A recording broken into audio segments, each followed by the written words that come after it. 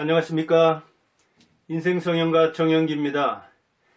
사업가와 정치가 중에 여러분들이 만일 부모를 골라서 태어날 수 있다면, 다시 출생할 수 있다면 누구를 고르겠습니까?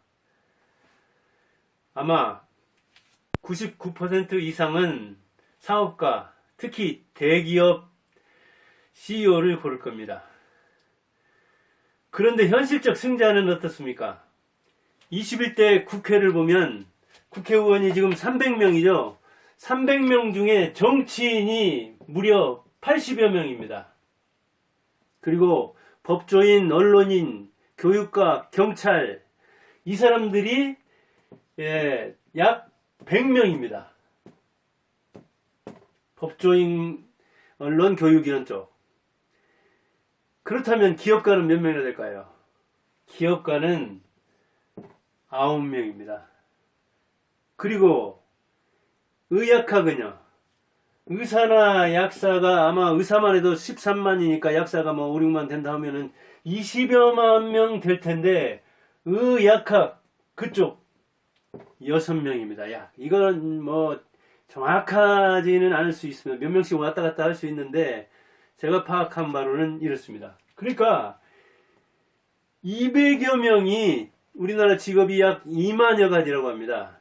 직업이 2만여 가지나 되는데 여기 한 10가지 안팎 되는데 300명 국회의원 중에 200여 명이 여기에 들어갑니다. 180명 그리고 195명이죠. 우리나라 정치계가 이렇습니다. 그리고 아까 사업가와 정치가 중에 다시 태어난다면 부모를 골라서 대개는 사업가를 선택한다고 합니다. 왜냐하면 정치가는 이를테면 대통령의 아들이 된다 하더라도 대통령이 어떻습니까? 하나는 타살당했죠. 하나는 자살했죠. 그리고 사법 처리받은 사람 얼마나 많으며 감옥에 간 사람이 얼마나 많습니까? 지금까지 대통령 12명, 문재인까지 포함하면 12명 안팎인데 태반이 그 말로가 좋지 않았습니다. 그런데 그것도 5년 단임입니다. 요즘은. 그래서 제가 교육계에 주로 있었는데 학교에서도 또 학원에서도 가끔 그런 질문을 했거든요. 99% 이상이 말할 것도 없이 기업가, 사업가의 자녀로 다시 태어난다고 합니다. 그런데 현실은 이렇다니까요. 정치계는 특히 표면적으로 법조인이나 정치인들이 꽉 잡고 있습니다. 이 정치인들은 대부분 역시 문과입니다. 그래서 이걸 다시 문이과로 나눈다면은 문과가 훨씬 많습니다. 아마 90대 10 그런 정도로 문과가 절대 다수일 겁니다. 아까 여기 직업에서 봤듯이요. 그래서 여기에서 우리는 대한민국은 정치의 나라요. 문과의 나라요. 조선시대 산업공상 그리고 그 밑에 의사들도 중인들이요. 과학기술자들은 천인이다시피 했죠. 그 전통이 지금까지도 물려오는 셈입니다. 그럼 우리 집은 어떻게 되어 있냐? 우리 집은 문과 둘, 이과 둘입니다. 저는 국어, 한 사람은 과학, 아들 하나는 경영, 큰아들은 컴퓨터, 인터넷. 이래서 문과 둘, 이과 둘입니다. 그래서 저하고 안 사람만 해도 이를테면 여자가 시골에서 자라서 정서가 풍부하고 그런 그 감정이 함양된 속에서 문과라면은 좀 내포적인 언어도 쓰고 그리고 포용적인 언어도 쓰고 사전에 나오듯이 그렇게만 쓰진 않겠죠. 그런데 과학을 전공하고 제가 오히려 시골에서 자랐고 그것도 국어를 전공해서 결혼해서 지금 33년째 살고 있는데 대화하는데도 이런 문이과가 작용을 합니다. 이게 이제 우리나라나 일본 같은 데서 이렇게 나누고 대개 서양이나 이런 데서는 문이과를 안 나눈다고 하는데 고등학교까지는 교양으로서 살면서 뭐랄까 필요한 그런 일반 상식 그리고 학문하는 데 필요한 그런 기본적인 배경 지식 그 다음에 이제 외국어를 배울 수 있는 그런 도구 그 다음에 이제 사회생활 할 때 경제생활 할 때 필요한 어떤 그 수리적, 통계적 그런 지식, 그 다음에 일반 뭐 아주 기초적인 기술, 이런 것을 고등학교까지 익히면 되련만 우리나라에서 이게 이제 문이과로 나눠가지고 마치 문과는 이과 공부, 과학이라든가 수학이라든가 이런 것 좀 잘못해도 되고, 이과는 문학적인 거, 사회적인 거, 그런 그 통설은, 지식은 몰라도 된다는 듯이 선을 그어버리기 때문에 문이과가 이렇게 나눠지는데, 정치계를 문이과로 나눈다면 아마 문과가 이른바 말쟁이들이 발쟁이나 해설가보다도 해설사보다도 훨씬 많이 전멸하고 있죠. 이래서 이제 어찌 보면 우리나라가 이 검사가 그 추미애가 막 억누를 때 사표 내면서 우리나라 이 정치가 검찰뿐 아니라 모든 걸 다 눌러버렸다, 덮어버렸다, 그런 이야기를 했는데 맞습니다. 추미애 어떤 출신입니까? 법조인 출신이잖아요. 그런데 얼마나 법조인도 사법고시 볼 때는 그 사법 실력은 괜찮을지는 모르지만 그 인성이나 감수성이나 그리고 대인관계나 그 다음에 어떤 그 애국심이나 사회를 전반적으로 보는 통찰력이나 지혜나 이런 것은 많이 결핍될 수 있는가를, 그리고 그 열등의식이나 피해의식을, 여자로서의 어떤 그 한계를 드러내는 걸 추미애를 보면 잘 알 수 있는 점이 있잖아요. 그 친구 문과였고 그 다음에 법조인 출신이었고 정치 출신이었잖아요.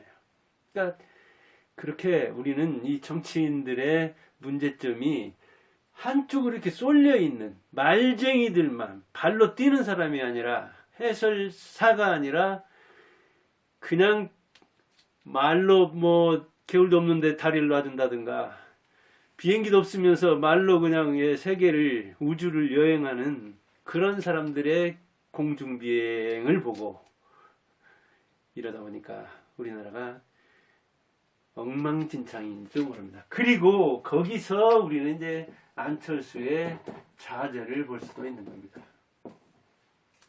안철수는 서울대 의사 출신이죠.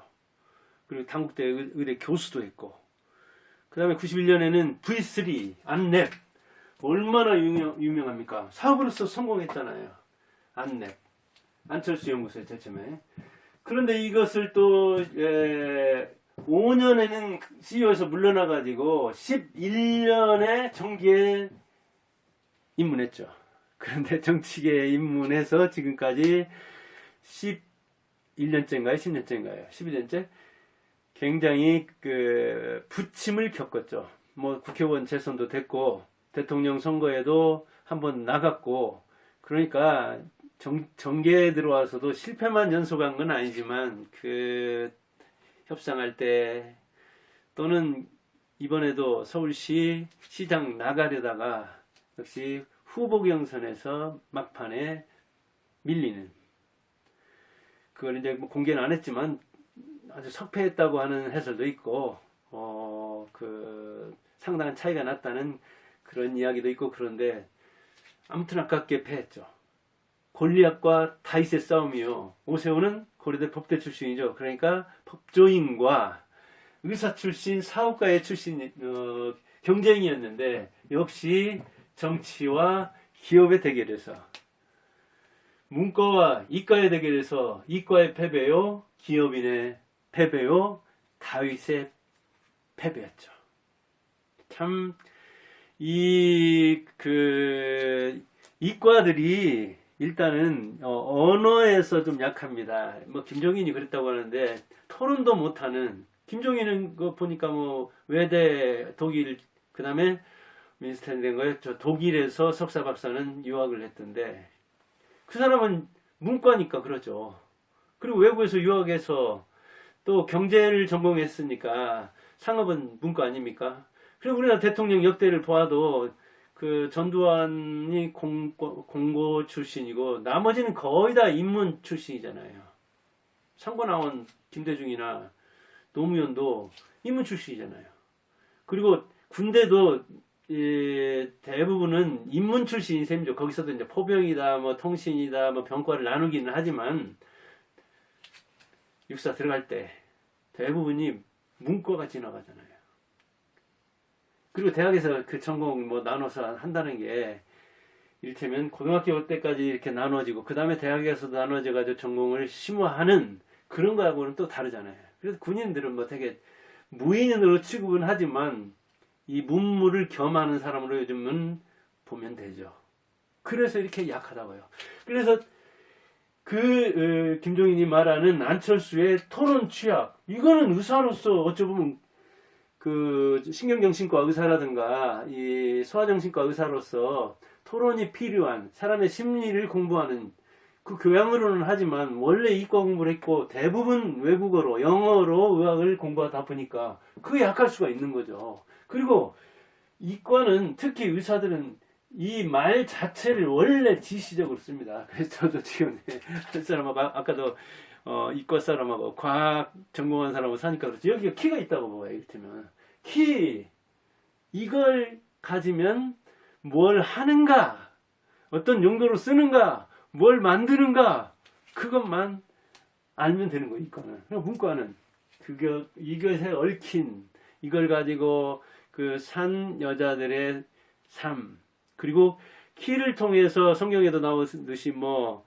쭉정이와 알곡을 가린다 하면 이거 구분하는 그런 거. 그 다음에 이 키를 둘러쓰고 이렇게 또 뭐 옛날에는 자다가 오줌 싸고 그러면은 그거 둘러쓰고 가서 소금 받으러 하고 뭐 그런 미신을 지키기도 하고 그랬는데 그런 그 민속에 얽힌 그런 거 라든가 그리고 어머니가 저 키디를 하면서 그 아버지와 싸운 이야기라든가 그리고 저것을 걸어놓은 이 농촌의 부엌이라든가 저는 그런 것처럼 쫙 생각나요.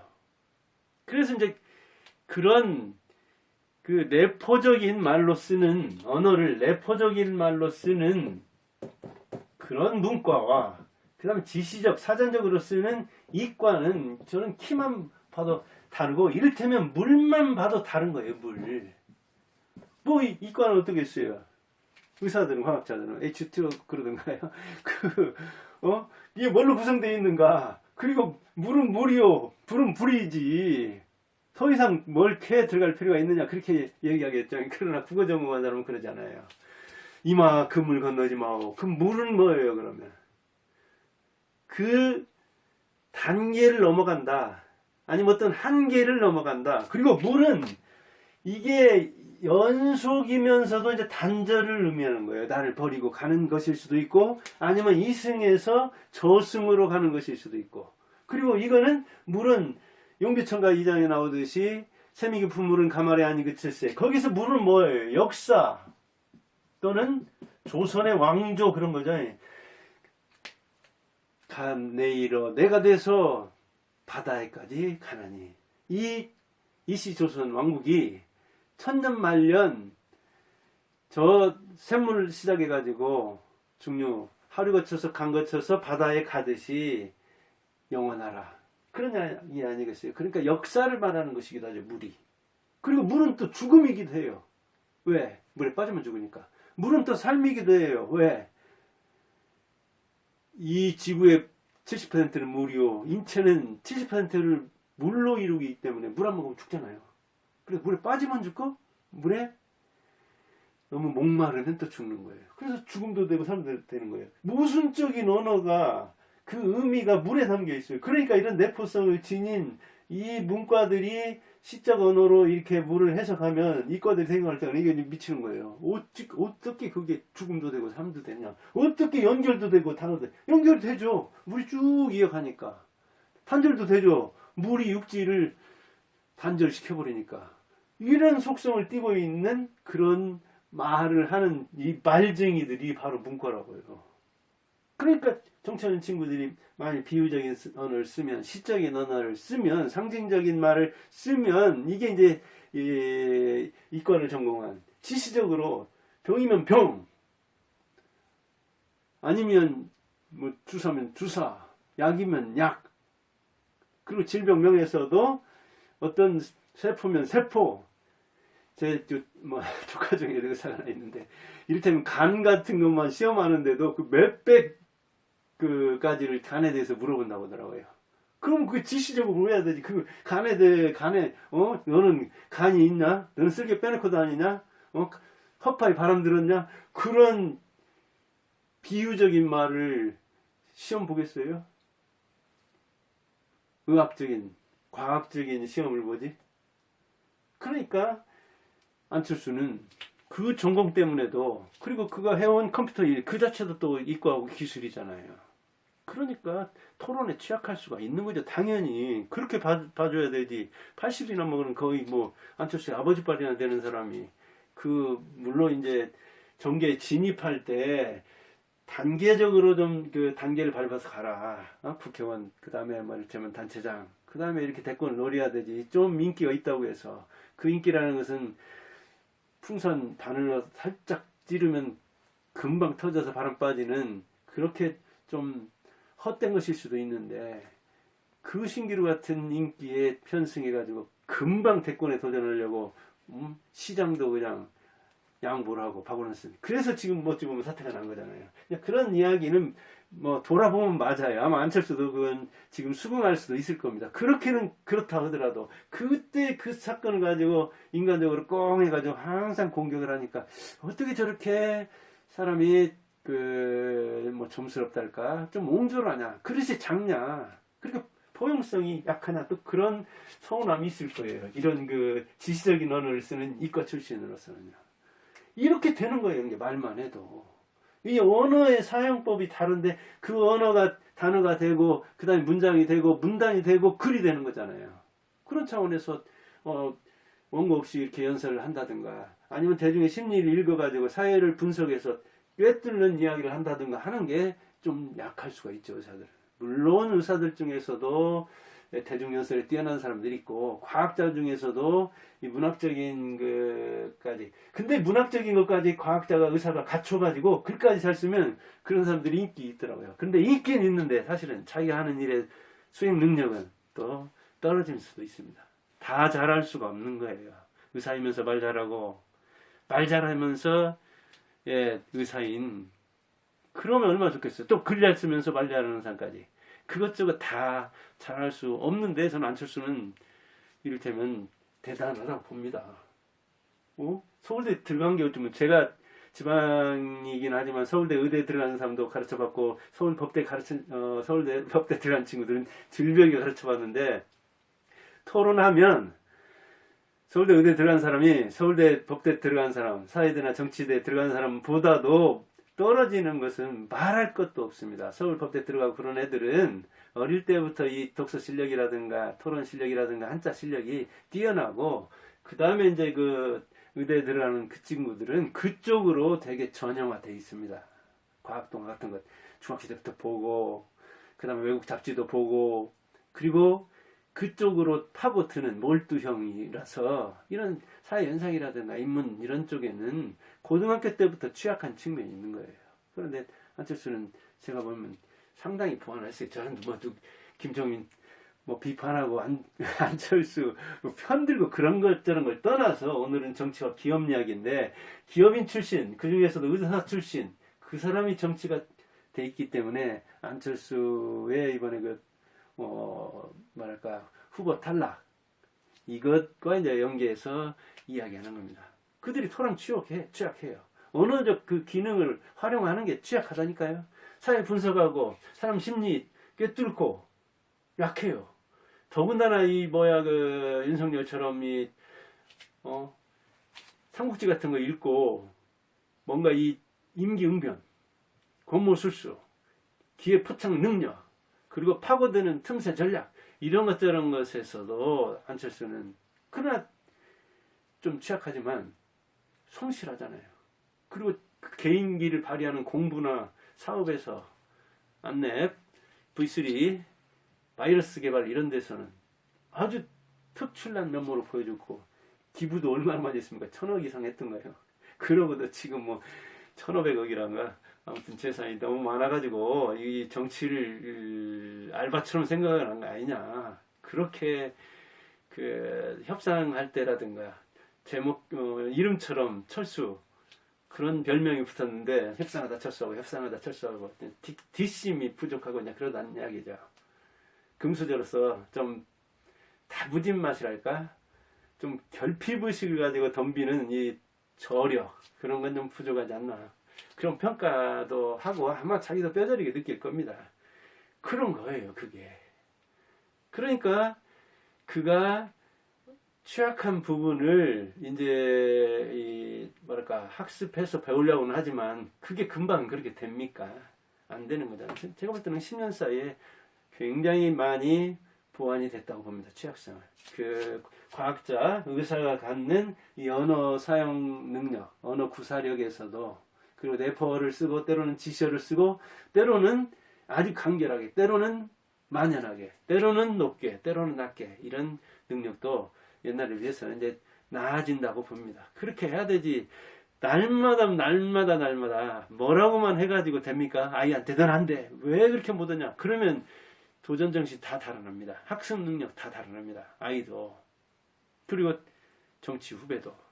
김종인은 그 경제는 아는가 몰라도, 정치는 아는가 몰라도 교육이 뭔가는 좀 모르는 것 같더라고요. 그리고 그 한 번 얽힌 앙금을 그렇게 나이 들어가지고, 그리고 꼭 될 만한 사람 이렇게 어떤 때는 이게 안철수 붙들려고 돼. 요새는 뭐 윤석열한테 그 윤여준이나 뭐 지금 김종인이 눈독을 들인다는데, 될 만한 사람 앞에 가서 이렇게 숟가락 올려가지고 자기 공로를 굉장히 그 과대평가하는 그런 스타일 아닌가. 그 사람도 비판할 여지가 많은 거예요. 뭐 참 서울대 의대가 아니라 정말 의대라면 어디라도 가기가 힘든 판국에, 그 다음에 의대에서 박차고 나와가지고 사업하고, 그 다음에 사업을 또 박차고 나와가지고 이렇게 정치하는 안철수 같은 모델은 대한민국에서 굉장히 희귀한 사례고, 서양 같으면 김종인하고는 아마 비교도 안 될 겁니다. 우리나라니까 이렇게 기업인에 대한 반기업 정서도 있고, 그렇게 변신의 대가, 변신해서 성공을 거듭한 사람을 비판하지. 그 사람 여기저기 옮겨 다니지, 뭐 실제로 나가서 이렇게 국회의원 뭐 이렇게 그 지역구로서 나가서 당선된 거 뭐 드물다보던가요. 아무튼 그렇습니다. 그리고 나이값도 좀 해야 되고요. 물론 이제 안철수가 취약한 점이 또 있죠. 단계적 성공. 아까도 얘기했던 그 김종인의 지적, 그건 맞아요. 조금 이 정계를 살필 필요가 있죠. 그래서 국회의원도 해보고 지자체장도 해보고, 그리고 박원순한테 서울시장 양보할 게 아니라 그렇게 인기가 좋을 때 서울시장 해가지고, 그러나 인생에 가정법이 있습니까? 그리고 선택하고 책임지는 게 인생인데 한번 선택 잘못한 걸 다시 돌아갈 수는 없는 거잖아요. 우리가 아까 가정은 했지만 어떻게 부모를 골라서 태어납니까? 어떻게 다시 태어납니까? 그런 차원에서 이제 한번 지나간 것은 실패해서 분석해가지고 배울 점을 배우면 되는 거죠. 그리고 실패 성공 따로 있습니까? 쭉 가는 거죠. 거기에서 내려갔다 올라갔다 그러는 거죠. 그리고 이제 국회의원은 뭐 2번 했는데 역시 대통령 나가려고 짧게 그만두고 이렇게 나가서 토론에서 취약한 면모를 보여줬잖아요. 그 문재인하고 토론할 때도 그렇고. 그러나 이제 그런 것 저런 것에서 역시 학습 능력이 뛰어나면 배웠을 것이고, 뼈저리게 또 반성도 했을 것이고, 이번에는 그래서 지금 지금까지는 이제 오세훈을 잘 돕고, 그리고 또 하나 취약한 게 이제 이 조직 적응력이 그 취약한 거 아니냐. KBS 일라디오에 자주 나오는 거 지금 뭐 그 국민의힘 대표든가요? 이준석이 사회성이 좀 부족하다 그런 이야기를 했는데, 그거는 이제 서울대 개인적으로 들어갔고, 그 다음에 V3 그 바이러스 개인적으로 개발했고, 그 다음에 개인적으로 CEO 했고, 그 다음에 자기 조직을 자기가 그 성공함으로써 일으켰고, 그래서 아마 그 보스 기질이 있어서, 즉 남 밑에 들어가서 이 고생하는, 그 다음에 아버지는 또 아는 것이던가요? 의사였고, 그러니까 금수저로서 이 좀 바닥 생활이랄까, 부하 생활이랄까, 군대도 장교로 갔다 왔고, 뭐 그런 그 좀 남 앞에서 길 때는 기고 굽힐 때는 굽히고, 그 다음에 싫어도 좀 그러려면 그렇게 그 자기한테 봐서 조언해 주겠다는 그 뭐 윤여준이나 그 김종인도 아마 거절을 했는데 그런 그 거절 내용도 그렇고 형식도 그렇고 거기에 대해서 뭔가 좀 앙금이 있는가 봐요. 그렇다 하더라도 그게 40대 때 얘기인가요? 십몇 년 전이면 지금 환갑도 안 됐던데 40대 말이나 50대 그 50 안팎에 그런 일이 있었는데 그때 그보다 나이가 한 20 몇 살 많다면 그거는 거의 부모뻘인데 좀 하여간 그렇더라고요. 뭐 조직 적응력에 대한 그런 문제 아까 이준석이 사회성 지적했다고 하는데 그런 거는 좀 우리나라가 이 계급사회고 집단사회니까 조직의 쓴맛을 보여주려는 측면이 있거든요.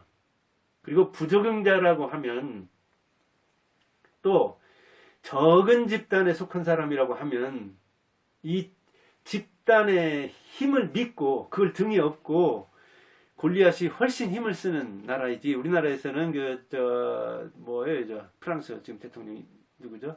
그렇게 정당은 차렸는데 국회의원 하나도 없이도 대통령이 될 수 있는 그런 나라는 아니죠. 그러니까 안철수 생각에는 제3지대에서도 국민의 호응을 받으면 얼마든지 할 수 있다고 생각하겠지만 정주영이 일찍이 국회의원 31명이었던가요? 물론 국민의당 안철수는 38명까지인가 국회의원을 이렇게 거느린 대표도 된 적이 있었지만 정주영도 일찍이 대한민국 최고의 기업인인 때도 있었는데 삼성을 한때 제낀 그런 적도 있었는데 안 됐잖아요. 3위 했잖아요. 안철수처럼. 그런 걸 생각한다면. 근데 이 조직 적응력이라든가 조직이라든가 이런 것 저런 것을 한창 해본 다음에 92년이니까 정주영은 정말 이 노련한 그런 사업인으로서 정계에 뛰어든 거잖아요. 아마 정치인들이 얼마나 보기 싫었으면 시원찮다고 생각했으면 시원찮은데도 괴롭혔으면 그렇게 어찌 보면 사업의 명운을 걸고 그 다음에 그 선거하는 동안에도 아주 현대중공업이랑 힘들었고 그 이후에도 아주 힘들었죠. 아무튼 김대중과 김영삼 정주영 결혼했을 때는 김영삼이 됐죠. 그 뒤에 이제 김대중이 되고 지금까지 이렇게 왔죠.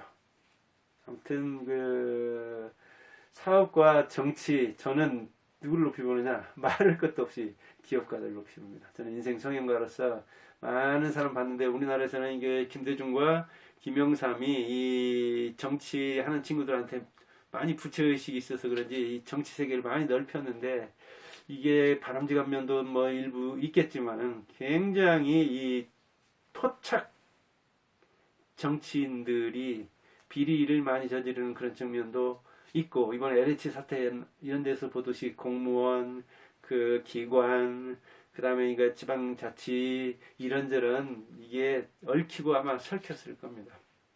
참